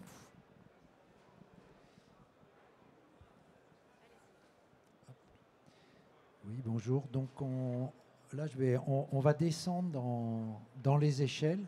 Et il ne vous a pas échappé qu'on a beaucoup parlé de chimie et ce qui va nous concerner à MS for All, c'est la dépollution de ces eaux, mais de la virtualisation de cette dépollution. Alors en fait, il y a deux choses que vous avez entendues. Il y a plutôt une quinzaine de milliers de PFAS. Il y a une centaine de milliers de micropolluants répertoriés. Micropolluants, c'est cette famille qui sont dans cette gamme du microgramme au nanogramme par litre, donc qui sont très dispersés. Et en fait, si on veut les détruire, il va falloir regarder ce qui se passe aux échelles des molécules et comment on va pouvoir attaquer ces polluants. Donc c'est un peu l'objectif. Donc je vais passer sur ça, puisque vous l'avez déjà entendu plusieurs fois déjà, et comme on y entend. Alors qu'est-ce que sont ces simulations moléculaires?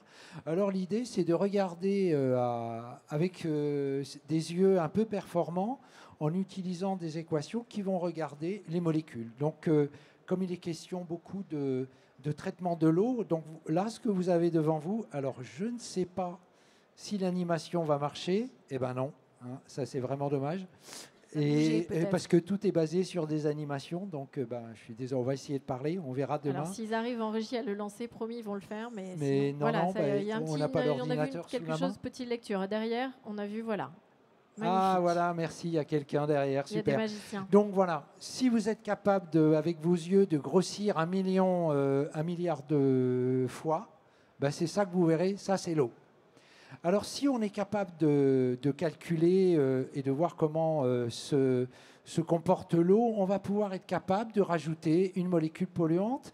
Et puis comme on veut faire de la chimie, c'est ce qu'on peut essayer de faire avec des méthodes, des procédés qu'on appelle ozonation, on en a parlé tout à l'heure, qu'on va mettre par exemple en sortie de station d'épuration, qu'on peut mettre dans une station de potabilisation.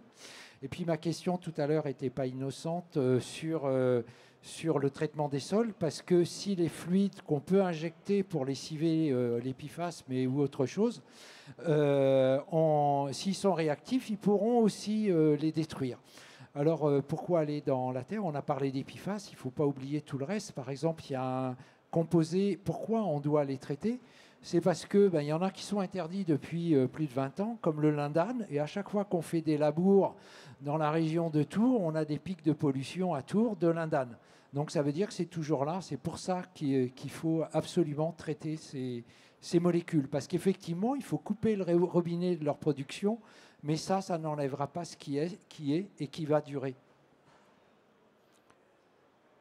Alors, donc pourquoi ces simulations moléculaires? Pourquoi regarder à cette échelle? Parce que si on s'intéresse au traitement chimique, mais même dans la filtration, actuellement dans les stations d'épuration, on en est à 4 étapes. On commence à la 4e étape, il y a la nanofiltration. Et ce qu'on peut envisager, c'est aussi les traitements chimiques de l'eau. Donc on va créer les réactions chimiques pour détruire ces polluants là où ils sont. Alors, alors pour l'instant, c'est interdit de le faire dans les captations d'eau potable, mais il y a quand même des dérogations pour le faire. Et ce qu'on va faire, c'est, connaissant les réactifs, on va connaître tous les produits de réaction et les voies de réaction et aussi la sélectivité, parce qu'il y a une question qu'on peut anticiper. Par exemple, si on détruit les PFAS et qu'on peut récupérer le fluor, on peut recycler ce fluor et le réutiliser. Alors, que vont faire les simulations moléculaires là-dedans? Vous avez entendu qu'il y avait 100 000 micropolluants, mais qu'on était capable d'en traiter à la fois une cinquantaine, voire une centaine. Et l'intérêt de faire des simulations moléculaires, c'est qu'on va faire du haut débit, c'est-à-dire qu'on va traiter simultanément plusieurs molécules statistiquement, et on va pouvoir prédire, en fonction des agents qui sont utilisés pour les détruire, pouvoir prédire justement tous les produits. Et on va essayer aussi également, une fois qu'on connaît ces produits qu'on a identifiés, est-ce qu'ils sont toxiques ou pas? Et le but, c'est d'orienter les orientations vers des produits qui sont non toxiques. Alors, qu'est-ce qu'on peut traiter? À peu près tout où il y aura de la chimie. J'ai même oublié celui sur lequel je travaille avec mes camarades à l'université au CNRS d'Orléans. Donc, les procédés d'oxydation avancée, donc l'ozonation, l'UV avec de l'eau oxygénée, le plasma, non, je ne l'ai pas oublié, les procédés de nanofiltration, les procédés catalytiques, les procédés de biodégradation à partir d'enzymes ou de micro-organismes. Et en fait, tous les procédés où il y a de la réactivité chimique peuvent être abordés par ce type de méthode. Donc là, un exemple, là aussi, il y a une petite simulation. Les trois slides qui viennent sont en simulation, merci. Donc là, vous avez en bas un PFOA, un des PFAS dont on a parlé tout à l'heure. Il est dans l'eau et on voit son évolution. En fait, Ces simulations, c'est un microscope virtuel, on va pouvoir voir. Et un calcul comme ça, on peut en faire en parallèle une vingtaine pour avoir, ou une centaine pour avoir de la statistique, et on peut le traiter avec plusieurs molécules, soit plusieurs dans la boîte, ou soit plusieurs boîtes différentes. Voilà ce qu'on va faire. Là, vous avez un exemple du PFOA. Je ne vais pas aller jusqu'au bout, mais il se casse, et on va voir comment il se casse. Et ça va dépendre des agents qu'on a mis dedans. Donc le suivant, on a parlé d'atrazine dans le premier exposé. Alors ce que j'ai vu, c'est que c'était celui qui augmentait entre P5 et P6. Alors l'atrazine, c'est ce qui a contaminé la première nappe de Beauce et qui l'a saturée. Donc ça, c'est vraiment un problème important. On peut lancer le petit dessin. Oui, voilà. Et donc là, c'est pareil. On va pouvoir trouver quel est le bon élément pour le traduire. Et donc, on va déterminer quel est le bon procédé. Alors, une nappe, ce n'est pas une caverne d'eau. C'est un milieu très dispersé qui est poreux, aux petites échelles, où l'eau circule, en gros, dans des pores la taille d'un cheveu. Et c'est ça qui est pollué. Donc, c'est un petit peu compliqué de récupérer, mais on a bien compris. Troisième exemple, je crois, qui vient. Ça. Le principe. Et puis le dernier, c'est la biodégradation des polymères, des plastiques. C'est-à-dire que là, on a une enzyme qui s'appelle 4-RQT, mais ce n'est pas important. Et on va voir comment, sur ce type de simulation, elle peut absorber les plastiques, les ingérer. Et donc, c'est aussi des choses qu'on peut faire pour prédire les taux de destruction, de disparition de ces composés, là en l'occurrence des plastiques. Donc je suis allé très très vite parce que je crois qu'on avait beaucoup de retard, et donc, mais aussi parce que, pour être parfaitement honnête, on a un atelier où on va vous détailler tout ça demain à 12h dans la salle atelier à côté, où on vous parlera comment on va pouvoir fournir à des clients la possibilité de faire ces simulations dans un mode métier, c'est-à-dire vous n'aurez pas besoin d'avoir une thèse de chimie théorique pour lancer ces simulations, mais simplement de dire, voilà, j'ai la molécule machin, elle me pose problème, comment je pourrais la traiter, j'aurai à disposition une gamme de procédés, et j'appuie sur le procédé, la molécule, et derrière, c'est interprété en termes de simulation automatiquement, et à la fin, vous aurez un rapport qui vous dira oui, c'est un bon procédé, non, c'est pas un bon procédé, oui, on a produit des molécules non toxiques, oui, il y a des toxiques qui restent, des pas toxiques, etc. Et puis, il y a la discussion avec les ingénieurs de MS4All pour vous guider sur ça. Voilà, donc je vous donne rendez-vous demain à 12h dans l'atelier. Merci de votre attention. Un peu plus loin. Merci beaucoup, Pascal Brou. C'est difficile, on est bien conscient ce qu'on vous demande, ce rythme. Marianne Post. Donc là, on a zoomé, et on va un petit peu dézoomer avec vous parce qu'on va aussi pas chercher des micropolluants, mais je crois des bactéries, des cyanobactéries. Et voilà. Vous m'entendez? Oui, tout à fait. Donc là, nous, on va effectivement dézoomer, puisque là, je vais vous parler pollution microbiologique. Je vais vous parler Escherichia coli, et principalement Escherichia coli. Pourquoi l'Escherichia coli? Parce qu'en fait, déjà, c'est la bactérie, donc c'est un coliforme qu'on retrouve dans plus de 80% de nos fécès. Donc c'est quasiment la bactérie fécale la plus présente dans les eaux usées. Et c'est aujourd'hui celle qui pose le plus de problèmes. On a un coût financier lié, elle a un coût très très important avec le report d'événements sportifs ou de tout événement. Je pense qu'on a parlé des JO suffisamment récemment. Elle a un coût sanitaire extrêmement important puisqu'elle est responsable de nombreuses maladies, notamment digestives, des maladies urinaires. Et elle a aussi même un rôle sanitaire encore plus important puisqu'il faut savoir que quasiment 30% des E. coli que l'on retrouve aujourd'hui dans les eaux usées sont porteurs d'antibiorésistance. Donc c'est vraiment, aujourd'hui, c'est le pathogène le plus répandu par rapport à d'autres pathogènes, mais c'est aussi quasiment le plus dangereux. Donc, qu'est-ce qu'il existe aujourd'hui comme traitement? Aujourd'hui, il existe surtout des traitements, on va dire, séparatifs ou de désinfection. Donc, la désinfection UV, effectivement, qui a la particularité d'être très efficace, mais qui a un coût, qui a des coûts d'exploitation, qui a des coûts de maintenance, et aussi qui a un côté non sélectif. Et après, derrière, vous avez aussi, vous n'avez pas d'effet rémanent, puisque effectivement, une fois que vous avez traité votre effluent, Si derrière le traitement UV, vous avez une nouvelle pollution, il n'y aura pas de rémanence. Ce qu'il existe également, c'est les traitements chimiques, tout ce qui est traitement par peroxyde, traitement par javel, ce qui pose réellement déjà le problème de questions sanitaires, parce qu'on n'a pas le droit de faire ce qu'on veut avec ce genre de molécules. On est sur des molécules dangereuses, on a potentiellement des résidus métaboliques qui peuvent arriver, et là on a un impact potentiel fort aussi sur la faune et sur le milieu que l'on traite. On a aussi des techniques séparatives, donc là je vous parle de techniques de filtration, de microfiltration, de nitrofiltration, d'osmose inverse. C'est ce qu'on retrouve principalement sur les projets de reuse et de reuse. Mais là aussi, les coûts sont quand même particulièrement importants et on n'a pas la notion de rémanence.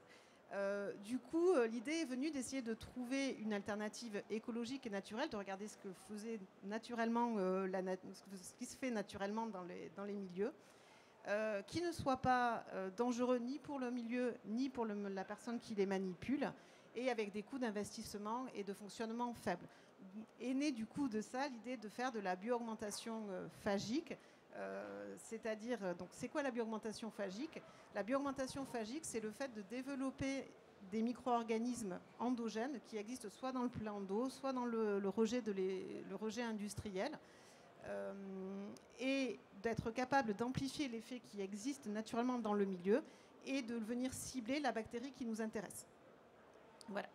Donc, nous, aujourd'hui, on a développé cette technique principalement sur l'Escherichia coli, en partenariat avec une société, une start-up qui est basée à Montpellier, qui s'appelle la société Greenphage, et qui a abouti aujourd'hui à effectivement, sur le colis, la recherche déjà des prédateurs naturels des E. coli, l'isolement, leur sélectivité, et en fait la fabrication et la fourniture d'un produit déjà prêt à être utilisé.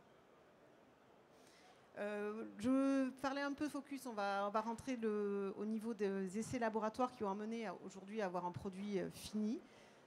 Il faut savoir que le colis, c'est effectivement une bactérie, en plus d'être quand même pathogène et particulièrement ubiquise, donc c'est quand même capable de se développer à peu près partout, sur à peu près n'importe quelle source de nourriture.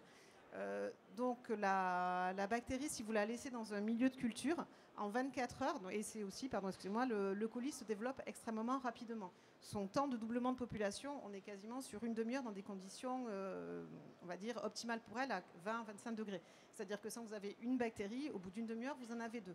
Là, ça va aller très vite, mais quand on est sur des croissances exponentielles, ça va très très vite. Donc dans un milieu, on va dire, riche, une bactérie comme E. coli, elle est capable de passer d'une population de 10 000 UFC par ml à peu près 10 millions en 24 heures, si on n'y fait rien ou si on ne la maîtrise pas.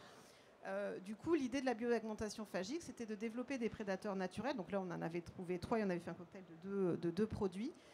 Et de voir si on met ce prédateur naturel en présence de la bactérie E. coli, qu'est-ce qui se passe? En fait, en 24 heures, on est passé de 10 puissance 5, alors on ne voit pas parce que le graphique il est un peu trop détaillé. Alors, on ne fait pas disparaître la bactérie, mais on a une réduction de quasiment 1000 UFC par ml. C'est-à-dire qu'on passe, au lieu de passer de 10,5 à 17, on passe à moins de 10,2, c'est-à-dire à moins de 100 mg par ml.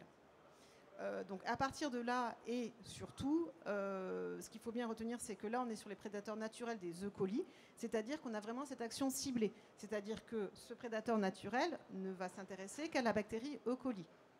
On ne va pas aller impacter d'autres micro-organismes, et on ne va pas non plus aller impacter le milieu récepteur, puisque vraiment, on a une cible qui est le colis.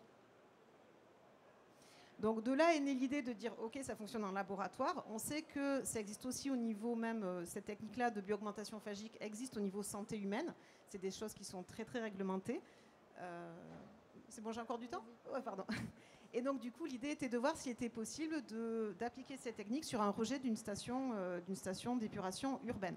Donc c'est ce qui a été fait. Donc au niveau, je vous ai refait rapidement le diagramme. Donc qu'est-ce qu'on est allé chercher? On est allé chercher notre cible qui est le colis.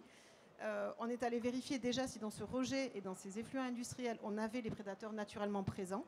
Ce qu'il y avait, on les a sélectionnés, on les a isolés. Ils ont été sélectionnés pour leur capacité aussi à s'attaquer à la cible et à leur capacité à maîtriser la population. On les a du coup reformulés de façon à former effectivement un produit aujourd'hui qui est disponible. Et on a contrôlé la technique, par des prélèvements réguliers derrière pour s'assurer qu'effectivement on n'avait pas un développement de matériel incontrôlé dans le milieu naturel. Il faut savoir quand même aussi qu'au niveau des phages, déjà naturellement, 50% de la population de colis que vous trouvez dans votre milieu naturel est renouvelée par l'action déjà des phages qui sont présents dans le milieu. C'est-à-dire que sans qu'on ne fasse rien, ni qu'on induise ou quoi que ce soit, vous avez déjà 50% de la population qui est impactée par son prédateur naturel. Donc voilà, l'idée était juste, dans le cas-là, de pouvoir reproduire cet effet-là sur un effet spot et de façon très très ciblée, de pouvoir reproduire cet effet de domination de population pour pouvoir contrôler la qualité bactériologique du rejet du site en question. Donc là, je ne vais pas vous présenter rapidement la station d'épuration, mais on est sur un abattoir qui traite à peu près 2500 m3 jour. C'est un abattoir qui traite à peu près un abattoir de volailles, 12 500 m3 par semaine. On est sur une station à peu près classique. Vous avez un bassin tampon, un pré-traitement physico-chimique, 2 bassins d'aération, un clarificateur et un rejet. On est sur des zones sensibles côtières et donc effectivement ce site-là avait cette préoccupation et avait en projet une norme et il fallait que son rejet ait une concentration en E. coli inférieure à 1000 UFC par ml. Donc il y avait effectivement une pression réglementaire. Ce site-là, quand il a eu la proposition de cette norme, a commencé par traiter par du peroxyde. On verra après les résultats, avec des résultats, mais avec effectivement pas de rémanence, et puis des résultats par moments aléatoires. Donc ils étaient toujours en recherche de solutions, et donc du coup on a pu tester notre solution. Au niveau de la présence à peu près de l'importance de la pollution bactériologique, alors au fur et à mesure de la station d'épuration, elle diminue, puisqu'il y a déjà une épuration naturelle de l'E. coli par le phénomène de l'épuration des eaux. Mais dans le bassin tampon, on était à peu près sur une population de l'ordre de 10 000 UFC par ml à 1 million, avec des fois des pics à 10 millions. Et au niveau de leur point de rejet, ils étaient à peu près sur une population de l'ordre de 10 000 UFC par ml, et il fallait à peu près descendre d'un log. Donc nous, le produit, après des tests, je vous passe très rapidement, mais on a fait des premiers tests, il s'avérait que le point d'application le plus intéressant pour nous, c'était le clarificateur, de façon à maximiser l'effet du produit et à pouvoir, en une seule dose, pouvoir effectivement, à un moment, décaler l'équipe de population entre son prédateur naturel et le colis et venir lui mettre une pression de sélection sur le colis au niveau de ce point de dosage pour qu'effectivement, elle puisse surpasser et dépasser la population d'Escherichia coli et donc maîtriser la norme de rejet. Donc au niveau du dosage, on est sur des dosages extrêmement faibles. On est encore en cours donc ça fait 3 mois qu'on traite sur ce site-là, et on est encore en train d'optimiser, mais pour vous donner une idée, on est sur des dosages de l'ordre de 0,4 à 2 millilitres par mètre cube. Donc cette technique-là, c'est une technique extrêmement puissante et qui est en plus réellement avec des dosages très très faibles. Donc là, je vous ai mis les résultats, donc notre suivi depuis à peu près 3 mois, avec effectivement le détail sur les différentes phases, chaque phase correspondant à une quantité de produits qu'on diminue progressivement, de façon à aboutir sur une solution technico-économique intéressante pour notre client. Et voilà. Donc au niveau de ça, je vous donne vraiment les résultats, le suivi de la qualité du rejet. Donc le premier pic qu'on voit, c'est effectivement le pic avant traitement. On a fait la mesure et on a traité après. Et effectivement, on a un rejet. Donc le rejet est suivi toutes les semaines. Ils ont une mesure et de la qualité de leurs eaux toutes les semaines. Et depuis le début du projet, on n'a pas eu un seul dépassement. Sachant que depuis le début du projet, on a commencé avec une dose de 20 litres en 2 fois 10 litres pour couvrir l'ensemble des flux sur la semaine.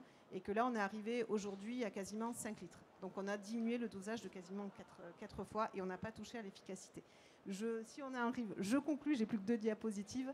Là, je vous ai mis un peu le rappel sur toute l'année, puisqu'on suit ce site depuis plus d'1 an, avec la comparatif, les traitements qui ont été appliqués et le traitement peroxyde. Et là, c'est ce que je vous disais, nous, depuis qu'on a mis en place le produit, il n'y a eu aucun dépassement qui a été constaté, alors qu'au niveau du peroxyde, on avait quelque chose qui était beaucoup plus aléatoire, avec en plus une notion de danger, puisque le peroxyde est un produit dangereux. Donc, pour conclure, aujourd'hui, nous, sur site, ça nous a permis de dire qu'effectivement, la solution fonctionne. On est vraiment sur une solution de précision. On n'a aucun danger et on n'a pas non plus d'impact sur le milieu récepteur puisqu'on a suivi effectivement les quantités de phage qui étaient en amont de la station, en aval de la station d'épuration. Et en fait, la quantité qu'on met est beaucoup plus faible que la quantité qui est déjà naturellement présente dans le milieu. Et effectivement, on n'a eu aucun impact sur toute autre population, puisqu'encore une fois, nous, ce qu'on ciblait, c'était la population d'Ocoli. Et si vous voulez en savoir plus et voir un petit peu toutes les solutions qui sont possibles avec cette technique-là, on est présent, donc n'hésitez pas à venir nous voir. Sur le stand, j'imagine, directement. Merci beaucoup à vous et à tous pour ce rythme de présentation que je sais très intense et très contraint. On n'a malheureusement pas le temps de prendre des questions, mais je vous invite, et le salon n'est pas du tout fini, donc je vous invite à identifier vos interlocuteurs et à poursuivre les échanges directement pour que chacun ait une pause déjeuner. Merci beaucoup. On se sent un peu moins impuissant peut-être face aux micropolluants grâce à vous tous et on voit des perspectives. N'oubliez pas, dans quelques minutes, c'est le départ de la visite de terrain avec l'entreprise Stradal. Le départ se fait depuis le stand de l'entreprise C6. Il s'agit de découvrir un ouvrage de dépollution, donc on reste dans la thématique et c'est un projet porté par la métropole d'Orléans. Merci beaucoup de l'avoir présenté aussi tout à l'heure et on se retrouve ici à 14h, 14h10 peut-être. Merci beaucoup, bon appétit. 3, 2, 1.